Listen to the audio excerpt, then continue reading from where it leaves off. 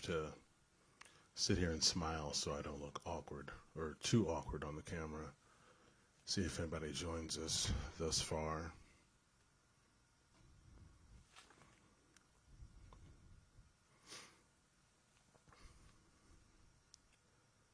All right, what's up, Daniel? Looks like we got some people joining tonight. I'll wait and see if a few more people hop on.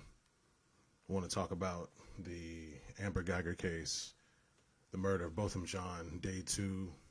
Give you my thoughts, impressions. Get yours if you have any. Can you guys hear me okay? Everything good?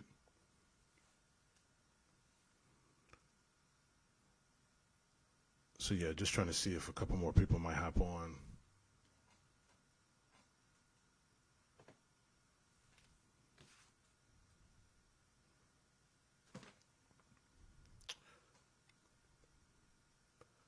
Can you let me know if you can hear me?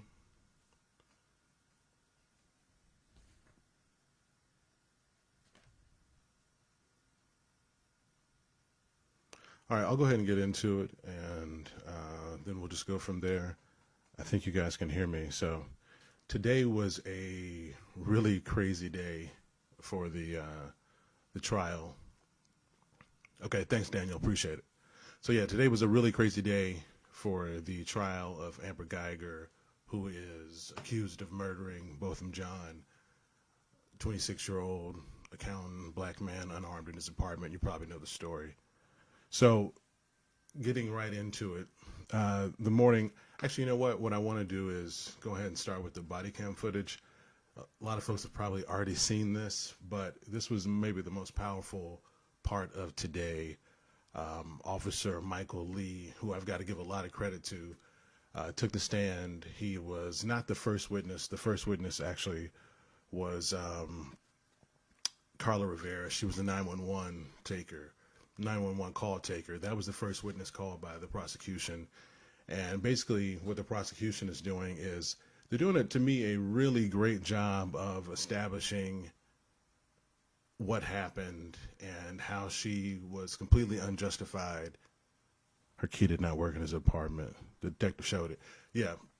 So we've got tons of video that happened today. So I'm going to try to get to all of the events and hopefully go in chronological order.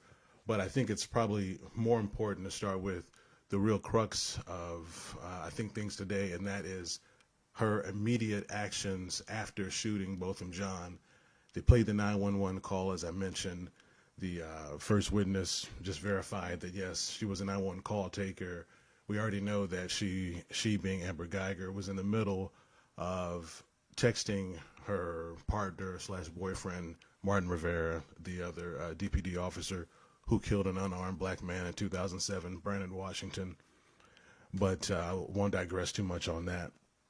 So 911 call, first responders get on the scene. That's Officer Michael Lee and his partner, Officer Blair.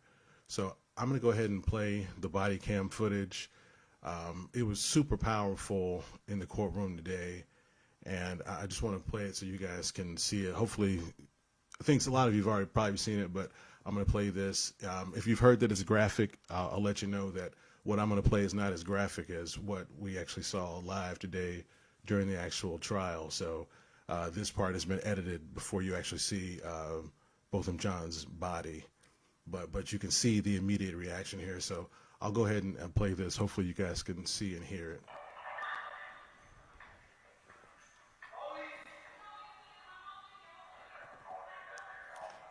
There's a little delay. Okay.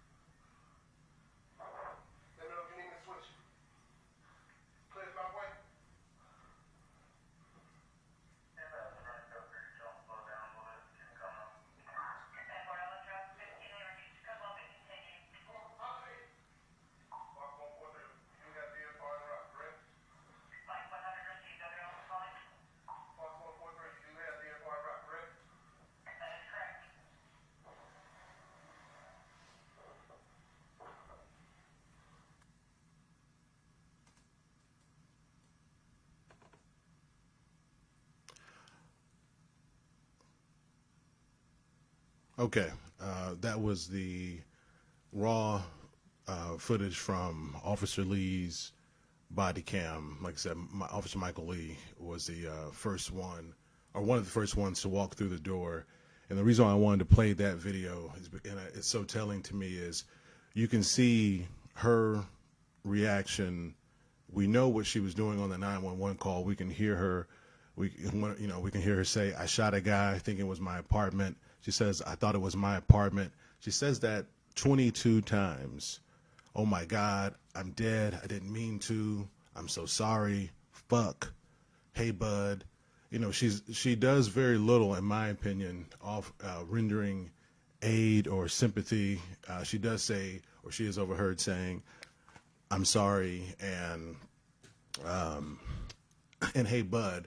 But you see a true compassion and real, to me, good police work from folks trying to save Botham Jean's life, because in fact, when they arrived on scene, Mr. John was still alive. He had a very faint pulse, was unresponsive, but was in fact alive. And you see they immediately started CPR, which Officer Lee said, of course, that's what they would do to preserve his life. So meanwhile, while you're seeing what's happening in the room, in the apartment, you can get a vantage point of how small or large the apartment is. It appears to be a pretty small apartment, so much so that when you walk through it or walk into it, you would think that seeing Botham Jean sitting on the couch, especially in front of his laptop. I don't know if you can see that in the video. The TV is on. So even if you just had the light illuminating from the laptop and the light illuminating from the television, you would think you'd be able to see the individual sitting there on the couch. It was only around 10 p.m. at night. It wasn't that late at night. Beyond that, how do we know that there were no lights on in the apartment? Unfortunately, we only have her word to take for it. So the idea that the kitchen lights weren't on, that he was sitting in the dark, we are literally only taking her word for that. So I find that kind of suspect, especially watching the video, watching how you walk into the room. There's later video that was presented from the Texas Rangers that shows the light switches are to your immediate left when you walk in. Excuse me. The light switches are, as soon as you walk through the door, you can turn on the lights. And so much conversation was had about procedures when Officer Lee was on the stand and was being both direct and cross-examined, because the whole thing comes down to, what are the standard procedures a Dallas police officer takes when entering a scene? Because what the defense is saying is that Botham Jean was an intruder. And I think that's very unfortunate. I'm going to go on a little tangent here, but one thing that you will find pretty evident when you listen to the defense defend their client, you will find them often characterize Botham as an intruder, as someone who did not belong where he was. And we obviously know that that is incorrect. But it's one of those things where they keep doing that in order to elicit sympathy for their client. So the state keeps having to position him not as a victim, because they're not allowed to call him that. I believe he can only be referred to as complainant. But just the contrast of, both of them being labeled as an intruder. So procedurally, a lot goes into asking the officers, not just Officer Lee. There were there was a corporal, Sergeant Eddie Ibarra of First 48 fame. He was also there. So there were every officer that has been both direct and cross-examined has had many questions about procedures. Do you have a flashlight? Would you carry a flashlight? And that body cam video from Officer Lee, you can clearly see Officer Blair, who's leading the way, use his flashlight that is mounted to his gun as he goes down the hallway. He then turns it off once he realizes and sees that, these hallways are well lit, which is another point that the prosecutor made. And that's because that's another thing the prosecution is doing very well. There's a lot of layering. There's a lot of layering when it comes to, okay, well, while you're here, answer these questions about standard procedure. What do you do with your radio? Do you have a take-home radio? Is it charged? What is your proximity to the police station? Would you use your radio if you were to encounter an intruder? Officer Lee definitely said yes, he would. He would call his radio. There would be a code 3, as close as the Southside Flats is to the police station. People would have been there within minutes, which kind of happened anyway, but there were still additional layers, which goes to what was Amber Guyger doing when Botham Jean was laying there dying on the floor, which goes to the overall point, in my opinion, about why this is murder, her intent, and her lack of rendering aid after shooting this man. And that is, of course, what the defense is harping on.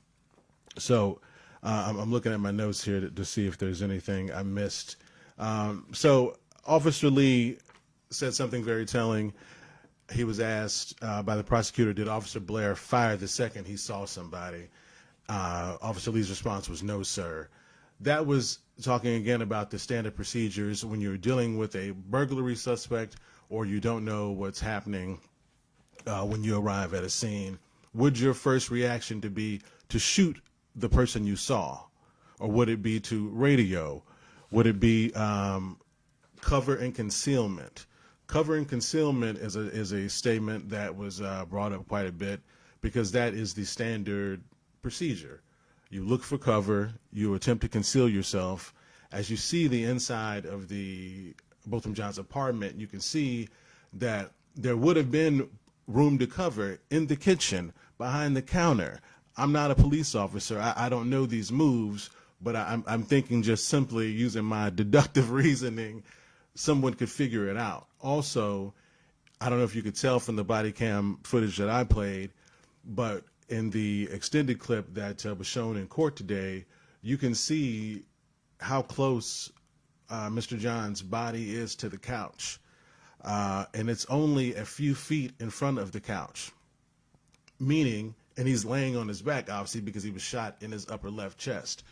So what that means to me is he was shot in his upper left chest, and he was shot in his upper left chest, fell backwards. So the position of his body, he could have only taken a couple of steps before he was shot, which means he didn't have an opportunity, in my opinion, to charge Officer Guyger. He was more than likely just confused, and as later witnesses account to, or at least one, his across the hallway neighbor, there was some sort of conversation that occurred, which seems logical. As someone is entering your apartment, you don't know what's going on, you rise up off the couch, and you then have some sort of exchange, but unfortunately you're shot 2 times. So that's my take on it here. Let me see if we got any comments or questions. Okay, no comments, no questions. But so that's what we're looking at there for the body cam footage. There was a third officer who arrived on the scene. She testified this morning as well. And this may be one of the most interesting parts of today, besides Officer Lee and the body cam footage, because when Sergeant Valentine was on the stand, she testified to her actions. She's the one that removed Amber Guyger from the scene. She was a sergeant, and when there is a officer-involved shooting, you're supposed to remove the officer. So that's what she did. But if you watch the body cam video so when people say that Amber Guyger was texting her boyfriend, and we know that from several different sources, obviously, but you can also see that from Officer or Sergeant Valentine's body cam, which this picture here that will come up in a second, that will present, you'll see Amber Guyger there in a still, and that's directly from Sergeant Valentine's body cam. So why Sergeant Valentine is super important? Again, she's the third person on the scene. She also goes into Mr. John's bathroom. She pulls out towels in order to assist Officer Blair and Officer Lee. They tell her they don't need them. That's when she secures Amber Guyger and takes her down to her car. Now, what happens in her car is very important, but it's also only important to me and you and whoever watched the trial today because the jury didn't get to see it. And what the jury didn't get to see was the Dallas Police Association president, Mike Mata, coming to the scene and instructing Sergeant Valentine to turn off the in-car camera.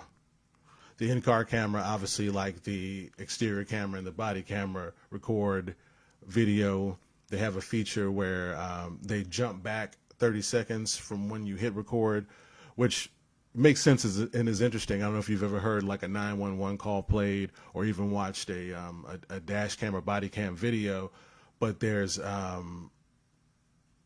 audio before or video before the actual call was taking place, and that's because at least with the body cams, there is a I forget the term, but there's a 30-second delay. So when you hit record, it always jumps back 30 seconds. So that's why if you're watching one of those replays and there's no sound, it's because they don't record sound those first 30 seconds.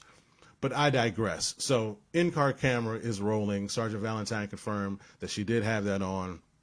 She kept it on as she would normally do. However, she turned it off at Mike Mata's instruction. Now, he is a sergeant just like Valentine is, but the difference is Mata outranks her or is more senior because he's been a sergeant longer.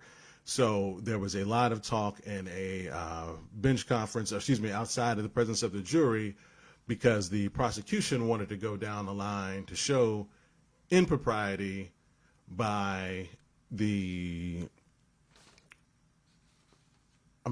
police and Amber Guyger and by the police association.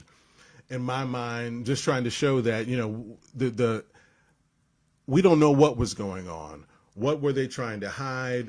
Who did she talk to? And why did they turn off the camera? So what the jury would have seen would have been that interaction, and would have been in the prosecutor would have been able to directly ask Sergeant Valentine about her interaction, how standard that was to what normally happens versus this isolated case. Sergeant Valentine said for a normal suspect, there would not be that interaction with someone else outside unless they were going to specifically talk about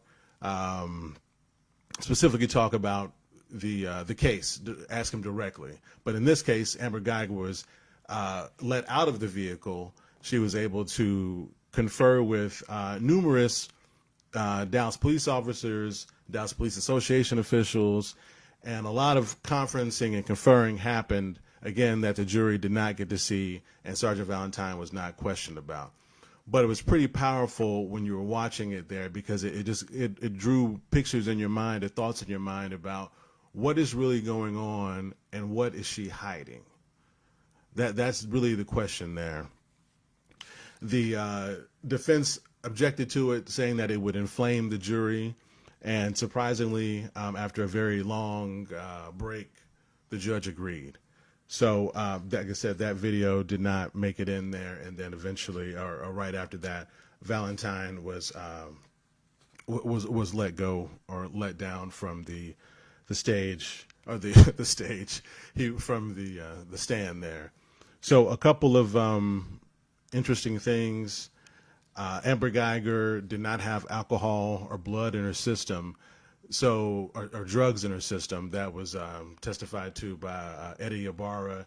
He and a corporal testified because they run a unit that investigates these kind of things. So they went back and did their own investigation of the door. They did an inventory of the apartment and made an assessment prior to this being handed off to the Texas Rangers. Excuse me. So the no drugs or alcohol in her system, I believe everyone already knew that, but I think that's important though, and I believe the reason why the prosecutor would bring it up is because it's clearly to still show that her state of mind was fine. One of the things that the corporal was able to testify to was timesheets and how many hours Guyger had in fact worked over the last 2 weeks. And she had a relatively light schedule. 8 days prior to murdering or killing Botham Jean, she had worked. It was a combination of 3 and 5. So let's say it was, let's see. She had 3 days off and 5 days on in the 8 days leading up to September 1st. Coming up to September 6th, she worked pretty normal hours. Like I said yesterday, she had worked about 40 hours in a Monday through Thursday situation there. So that was also telling, and the corporal was able to verify that. Also, he spoke to the fact that officers are used to working long hours and often work overtime shift. They often work extra jobs, extra pay. We see them out, places we go, the bank, Papado. Okay, lost the feed, came right back. So, and again, that is more of the prosecution, to me, chopping down this tree of reasonable doubt. Any doubt that you would have that she shot this man that did not render aid, that she shot him for no reason, despite not knowing where she was, and they had, there was other officers that were able to testify to their coming in and out of the complex, how things looked. There was an officer that testified, Tory Duga. He testified only briefly. Most of the witnesses, police officers outside of Officer Lee, Sergeant Valentine, and the last Texas Ranger, were pretty brief, and they were able to pass the witnesses because the prosecution was just calling them to have them just state fact and verify procedure for the most part. So we do know that Guyger put her keys in the door. Daniel mentioned that earlier. She definitely put her keys in the door. Oh, sorry there. All right, sorry. Let me make sure we don't miss any of our notes here. Okay. All right, so there's I think that's about it. I'm kind of losing my train of thought here. I apologize, but okay. So I'm more back to the defense and the prosecution, and what is and where we kind of stand here. I talked about powerful moments today and witnesses. In addition to the police testifying, there was a moment where the neighbors started testifying after lunch. One of the most powerful moments in that time frame was his neighbor from across the hall in the apartment 1437. So this gentleman got on the stand wearing a Dragon Ball Z T-shirt, which elicited, of course, I'm sure some snickers in internet world, definitely for me. But then when you heard him deliver his testimony, it was pretty powerful, because he was so taken at one point that the judge had to take a break and let him collect himself. And that happened when he was speaking about having just met Botham that morning or that day. I don't recall the time, but had just met him there. And he knew of him. He knew of his singing, heard his gospel music, he heard his Drake. We know he had a love of Drake per his sister yesterday. And Mr. Washington he broke down. He broke down on the stand. It was very, very emotional. That was the second heart-wrenching moment today, after seeing Botham Jean lying on the floor in his apartment, struggling to live, and watching those officers try to render aid. Again, in direct contrast to what we know Guyger to have done or not done. So when you had the neighbors testify, there was some interesting banter back and forth there when it came to access, excuse me, whether or not people get lost or cannot find where they live in the complex. Of course, this is key to the defense of she made a mistake. A lot of people made mistakes. We noted yesterday that 92, 93 people, according to their numbers, had made that mistake. There was a regional manager, a former regional manager for the Southside Flats and that ownership company that came through and testified, that there had been people that had gone to the wrong floor. So when his across the hall neighbor was being direct examined, she did ask him, "Hey, have you ever not parked on the right floor?" Or I said that right. Have you not parked on the right floor before? And he said he had. Yes. By the way, he'd lived there about a month. So he said he'd parked on the wrong floor twice, and he'd even gone to the wrong door once. He said now the one time, but of course when he went to the door, his key didn't work. So that was pretty obvious, which goes more to the point of if your key doesn't work, clearly you're not in the right place. So he said his key didn't work. And the second time or the other time when he went to the wrong floor, he knew immediately because of a vase in the hallway. There's also other neighbors who testified that they would check the elevator number in the floor, as did the police when they testified. Most of them said we just followed where we were going, or we were able to recognize where we were based on the floor that the elevator let us out on. So that's another key component too. She rode up the elevator, did not pay attention to any of these things. So that's back to the prosecution's point of when he has people on the stand and when he introduces the photos and the body cam, he shows how well lit the hallway is. And one thing that really stands out and continues to stand out is that red mat.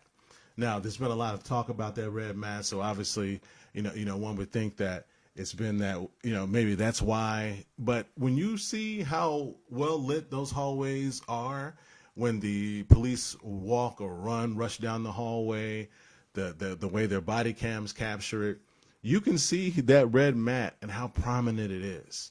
So there's just so many factors here that make no sense. And I understand that the fact that things don't make any sense doesn't mean she's a murderer.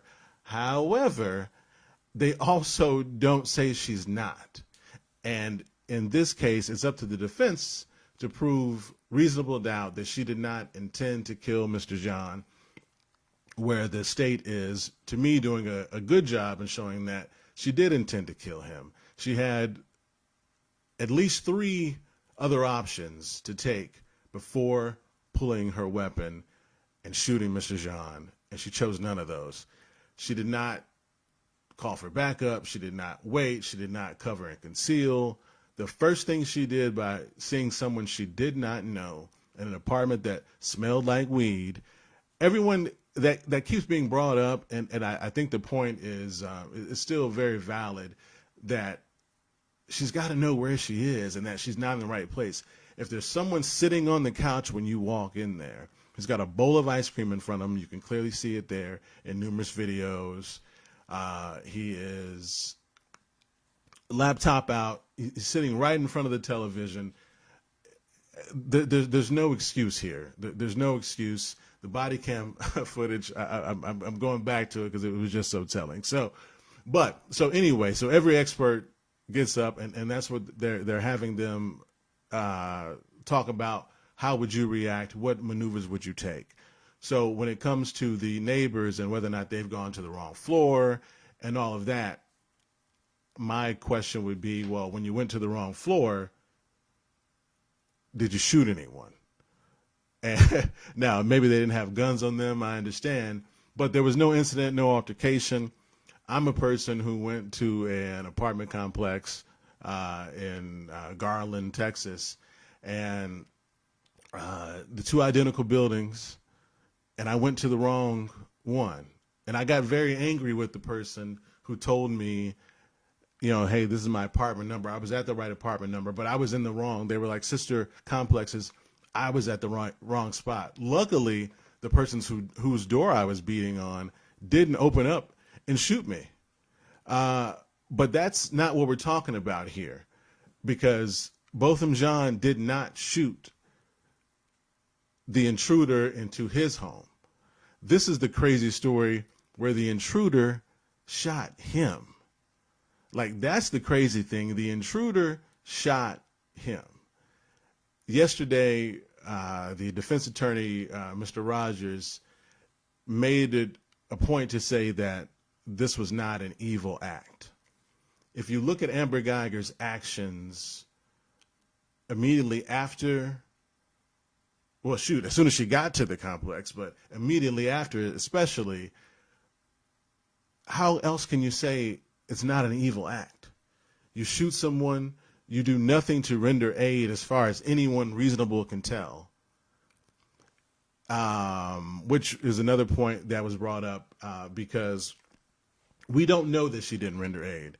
And the defense was quick to want to bring that to the forefront because we don't know that she didn't render aid. And the reason why we don't know that is because, well, other than the obvious, the texting and the things that we can see with our own eyes and hear with our own ears from the 911 call, the reason why we don't know if she did or did not render CPR or any type of aid to Mr. John is because she didn't have any blood on her. So immediately we would say she didn't. However, Officer Michael Lee also testified to that he didn't have any blood on him.